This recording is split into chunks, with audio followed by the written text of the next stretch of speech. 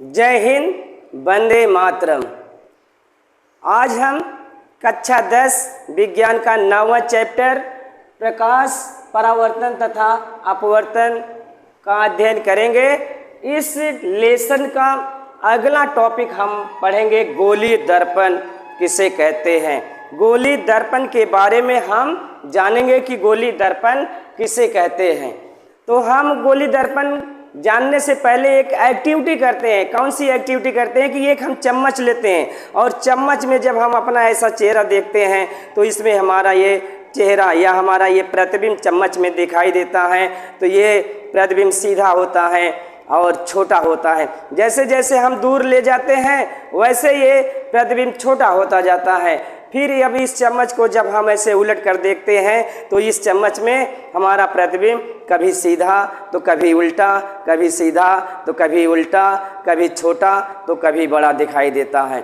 तो ये चम्मच का ये जो वक्रित पृष्ठ है यह एक वक्रित दर्पण की भांति कार्य करता है। ये वक्रित पृष्ठ, चम्मच का वक्रित पृष्ठ वक्रित दर्पण की भांति कार्य करता है। और ये जो वक्रित दर्पण होता है यही तो गोलीय दर्पण है। हाँ, यही गोलीय दर्पण है। वक्रित दर्पण जो होता है वही तो गोलीय दर्पण है। दर्पण का जो परावर्तक पृष्ठ है वह किसी गोले के पृष्ठ का भाग होता है। गोलीय दर्पण हम किसे कहते हैं ये हम जानेंगे कि किसी दर्पण का जो परावर्तक पृष्ठ, किसी दर्पण का परावर्तक पृष्ठ, किसी दर्पण का परावर्तक पृष्ठ जो गोली हो उसी को हम गोलीय दर्पण कहते हैं। हाँ, यही तो है गोलीय दर्पण। दर्पण का वह परावर्तक पृष्ठ जो गोली हो, दर्पण का वह परावर्तक पृष्ठ जो गोली हो वही तो गोलीय दर्पण है। यही है गोलीय दर्पण। जिस दर्पण का परावर्तक पृष्ठ गोली होता है उसी को हम कहते हैं गोलीय दर्पण। गोलीय दर्पण में दो परावर्तक पृष्ठ हो सकते हैं। एक जो है दबा हुआ होता है और एक उभरा हुआ, जैसे ये चम्मच है। एक जो है ये दबा हुआ, ये भी परावर्तक पृष्ठ होता है, और एक उभरा हुआ बाहर की तरफ होता है, ये भी जो है परावर्तक पृष्ठ होता है। और ये जो अंदर की ओर होता है उसे हम क्या कहते हैं, और जो बाहर की ओर होता है उसे हम क्या कहते हैं, उसको हम गोलीय दर्पण के प्रकार में जानेंगे। ये गोलीय दर्पण के प्रकार, गोलीय दर्पण के दो प्रकार होते हैं। गोलीय दर्पण के कितने प्रकार होते हैं? दो प्रकार होते हैं। इसके दो प्रकार। तो जो ये दर्पण का परावर्तक पृष्ठ जो अंदर की ओर हो, परावर्तक पृष्ठ मतलब जिधर से प्रतिबिंब दिखाई दे, वस्तु का प्रतिबिंब दिखाई दे, वो जो है अंदर की ओर परावर्तक पृष्ठ जो वो प्रतिबिंब दिखाई दे रहा है, अंदर की ओर से दिखाई दे रहा है, वो दर्पण अवतल दर्पण कहलाता है। और जब बाहर की ओर से प्रतिबिंब वस्तु का दिखाई दे रहा है, उभरे हुए भाग से प्रतिबिंब दिखाई दे रहा है, तब उसे हम उत्तल दर्पण कहते हैं। उसे हम उत्तल दर्पण कहते हैं। जैसे ये देखिए, एक जो है गोलीय दर्पण का ये भाग है, इधर अंदर की ओर से वस्तु का प्रतिबिंब जब दिखाई दे, या अंदर की ओर जब दर्पण वक्रित हो, अंदर की ओर या अंदर की ओर से वस्तु का प्रतिबिंब दिखाई दे, तब उसे हम अवतल दर्पण कहते हैं। उसे हम अवतल दर्पण कहेंगे। और जब प्रतिबिंब उभरे हुए भाग से दिखाई दे, प्रतिबिंब उभरे हुए भाग से दिखाई दे और उभरे हुए भाग की ओर दर्पण वक्रित हो, तब उसे हम उत्तल दर्पण कहते हैं। तब उसे हम उत्तल, ये वो दर्पण के दो प्रकार हैं। जिस दर्पण का अंदर की ओर भाग वक्रित हो या अंदर की ओर वस्तु का प्रतिबिंब दिखाई दे उसे अवतल दर्पण कहते हैं। और जिस दर्पण में वस्तु का प्रतिबिंब उभरे हुए भाग पर दिखाई दे या उभरा हुआ भाग उसका वक्रित हो, तब उसे हम उत्तल दर्पण कहते हैं। ये हैं दर्पण के दो प्रकार। दर्पण से संबंधित अब हम कुछ शब्द जानेंगे कि दर्पण से संबंधित कुछ शब्द क्या क्या हैं। जैसे इसमें ध्रुव होता है, वक्रता केंद्र होता है, वक्रता त्रिज्या होती है, मुख्य अक्ष होता है, मुख्य फोकस होता है, फोकस दूरी, दर्पण का द्वारक। इन सब का हम बारी बारी से अध्ययन करेंगे कि दर्पण का ध्रुव क्या है। सबसे पहले इसी को हम जानेंगे कि दर्पण का ध्रुव क्या है। तो कोई एक जो दर्पण है उसका जो परावर्तक पृष्ठ, ये इसका परावर्तक पृष्ठ यही है। परावर्तक पृष्ठ मतलब मंजे जिस तरफ वस्तु का प्रतिबिंब बन रहा है, जिस साइड में वस्तु का प्रतिबिंब बनता है वह साइड परावर्तक पृष्ठ कहलाता है। परावर्तक पृष्ठ कौन कहलाता है?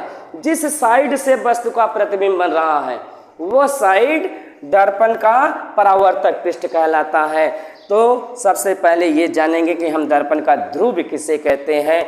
जिस दर्पण का परावर्तक पृष्ठ, दर्पण का परावर्तक पृष्ठ का जो केंद्र होता है, जो मध्य बिंदु होता है, उसी को हम दर्पण का ध्रुव कहते हैं। दर्पण के परावर्तक पृष्ठ के केंद्र को दर्पण के परावर्तक पृष्ठ के केंद्र या मध्य बिंदु को ही हम दर्पण का ध्रुव कहते हैं। इसे अंग्रेजी के अक्षर P से व्यक्त किया जाता है। अब आगे हम जानेंगे कि दर्पण का वक्रता केंद्र किसे कहते हैं। दर्पण का परावर्तक पृष्ठ जिस गोले का भाग होता है, उस गोले का जो केंद्र होता है उसी केंद्र को हम वक्रता त्रिज्या कहते हैं। दर्पण का परावर्तक पृष्ठ जिस गोले का भाग है, दर्पण का परावर्तक पृष्ठ जिस गोले का भाग है, दर्पण का परावर्तक पृष्ठ जिस गोले का भाग है, उस गोले के जो केंद्र है उसी केंद्र को हम वक्रता केंद्र कहते हैं। इसे अंग्रेजी के अक्षर C से व्यक्त करते हैं। ये है वक्रता केंद्र। वक्रता त्रिज्या किसे कहते हैं? वक्रता त्रिज्या हम किसे कहते हैं? दर्पण का परावर्तक पृष्ठ जिस गोले का भाग है उस गोले की जो त्रिज्या होती है उसी त्रिज्या को हम वक्रता त्रिज्या कहते हैं। इसे अंग्रेजी के अक्षर वक्रता त्रिज्या को अंग्रेजी के अक्षर R से व्यक्त करते हैं। ये है और ये है वक्रता केंद्र। अंग्रेजी के अक्षर R से हम त्रिज्या को व्यक्त करते हैं। अब मुख्य अक्ष किसे कहते हैं? मुख्य अक्ष किसे कहते हैं? ये जो दर्पण का ध्रुव होता है और जो वक्रता केंद्र होता है, दर्पण का ध्रुव वक्रता केंद्र से होकर जो जाने वाली रेखा होती है, इसी रेखा को हम कहते हैं मुख्य अक्ष कहते हैं। दर्पण के ध्रुव और वक्रता केंद्र से होकर जाने वाली रेखा मुख्य अक्ष कहलाती है। दर्पण के ध्रुव और वक्रता केंद्र, दर्पण के ध्रुव और वक्रता केंद्र से होकर जाने वाली जो रेखा होती है उसी रेखा को हम मुख्य अक्ष कहते हैं। अब आगे हम पढ़ेंगे मुख्य फोकस किसे कहते हैं या फोकस किसे कहते हैं। इसको जानने से पहले हम एक एक्टिविटी करते हैं। हम एक दर्पण लेते हैं। दर्पण को जब हम सूर्य के सामने करते हैं तो सूर्य से आने वाली प्रकाश की किरणें जब उसके परावर्तक पृष्ठ पर पड़ती हैं तो प्रकाश की किरणों का परावर्तन हो जाता है और जिस बिंदु पर उसका परावर्तन हो रहा है उस बिंदु पर हम एक कागज का टुकड़ा रख देते हैं और दर्पण को हम इस तरह से समायोजित करते हैं, आगे पीछे करते हैं, ताकि उस परावर्तन किरणों का जो है एक तीक्ष्ण बिंदु प्राप्त हो और उसी तीक्ष्ण बिंदु पर हम कागज को रख देते हैं और कुछ टाइम तक देखते हैं और तो कागज धीरे धीरे गर्म होने लगता है। फिर इसके बाद कुछ टाइम के बाद उसमें से धुआं निकलने लगता है और अधिक टाइम तक अगर रखें तो उस कागज जलने लगता है। तो वो जिस बिंदु पर वो प्रकाश की किरणें केंद्रित हो रही हैं, जिस बिंदु पर केंद्रित हो रही हैं, वह बिंदु कुछ और नहीं और कोई नहीं, वो सूर्य का ही प्रतिबिंब होता है। इसीलिए वो कागज का टुकड़ा धुआं के साथ जलने लगता है।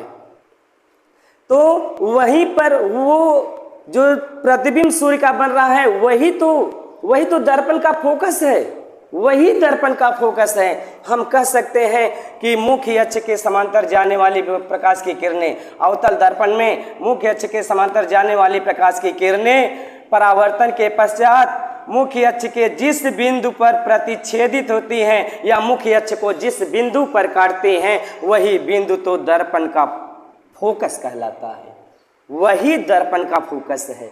अवतल दर्पण में मुख्य अक्ष के समांतर जाने वाली प्रकाश की किरणें परावर्तन के पश्चात मुख्य अक्ष को जिस बिंदु पर काटती है वह बिंदु दर्पण का मुख्य फोकस होता है। और उत्तल दर्पण में भी मुख्य अक्ष के समांतर जाने वाली प्रकाश की किरणें मुख्य अक्ष को जिस बिंदु पर काटती हुई प्रतीत होती है वही बिंदु दर्पण का मुख्य अक्ष कहलाता है। अब आगे हम जानेंगे कि दर्पण में फोकस दूरी क्या है। दर्पण की फोकस दूरी, फोकस दूरी हम किसे कहते हैं? फोकस और ध्रुव के बीच, फोकस को अंग्रेजी के अक्षर एफ से व्यक्त करते हैं। फोकस और ध्रुव के बीच की जो दूरी होती है उसी दूरी को हम कहते हैं फोकस दूरी। दर्पण के ध्रुव और फोकस के बीच की दूरी फोकस दूरी कहलाती है। अब आगे हम पढ़ेंगे दर्पण का द्वारक किसे कहते हैं। बहुत ही सरल है। दर्पण जिस गोले का कटा हुआ भाग है, दर्पण जिस गोले का कटा हुआ भाग है उस कटे हुए भाग का जो ये द्वारक होता है उसी को भाग को, उसका जो व्यास होता है उसी को द्वारक कहते हैं। दर्पण जिस गोले का कटा हुआ भाग है उसका जो व्यास होता है उसी व्यास को हम दर्पण का द्वारक कहते हैं। वक्रता, त्रिज्या और फोकस दूरी में संबंध क्या है? वक्रता, त्रिज्या और फोकस दूरी में संबंध। वक्रता, त्रिज्या, फोकस दूरी में संबंध। ये फोकस दूरी, ये वक्रता त्रिज्या। वक्रता त्रिज्या फोकस दूरी की 2 गुनी होती है। हम कह सकते हैं कि वक्रता त्रिज्या